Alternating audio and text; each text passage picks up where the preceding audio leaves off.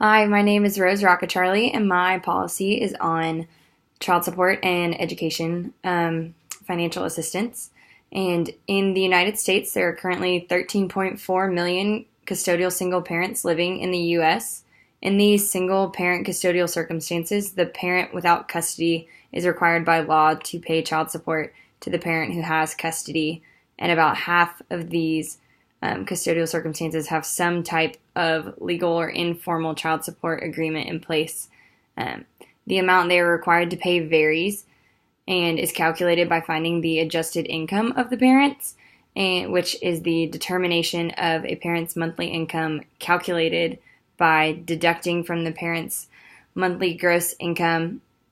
one half the amount of any applicable self-employment taxes being paid by the parent, any pre-existing order for current child support which is being paid by the parent, and any theoretical child support order for other qualified children if allowed by the court.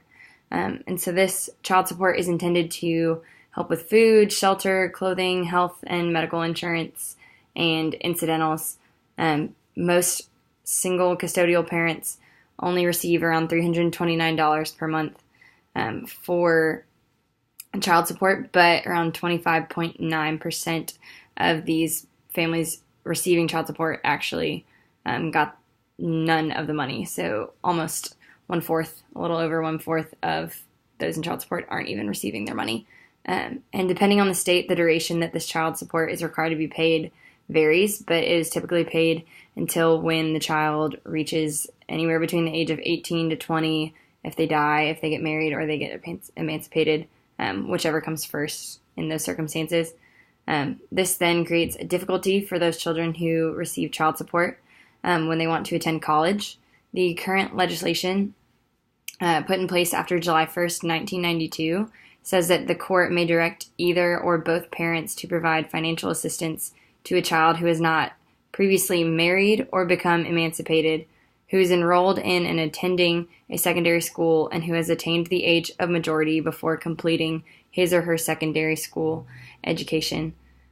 provided that such financial assistance shall not be required after a child attains 20 years of age. But this becomes a problem because most undergraduate degrees are four-year programs, and also you don't complete them normally until you're 22, putting these individuals at a disadvantage because of their financial background, and causing them to find means of paying for college since their financial assistance runs out at age 20. And this creates an added financial burden on these individuals, where statistics already show that single-parent custodial families are already at a poverty rate twice as high as the total population. And so the policy I'm proposing to amend the previous is to amend the previous legislation that has been put in place, for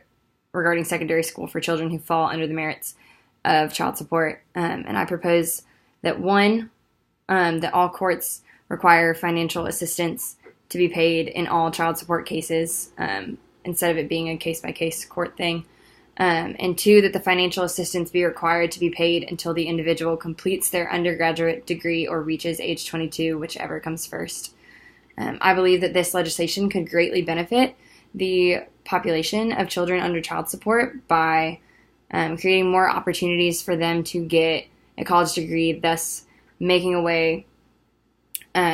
for them to be able to get better paying jobs in their future, and just creating a better and more opportunity-filled future. This would also benefit the parent who has custody of the child by releasing them from taking on the entire financial burden of their child going to college. And I know that a critique of this may be that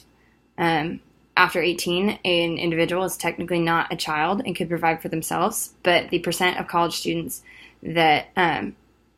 pay for the entirety of their schooling themselves is small, and children who have grown up under child support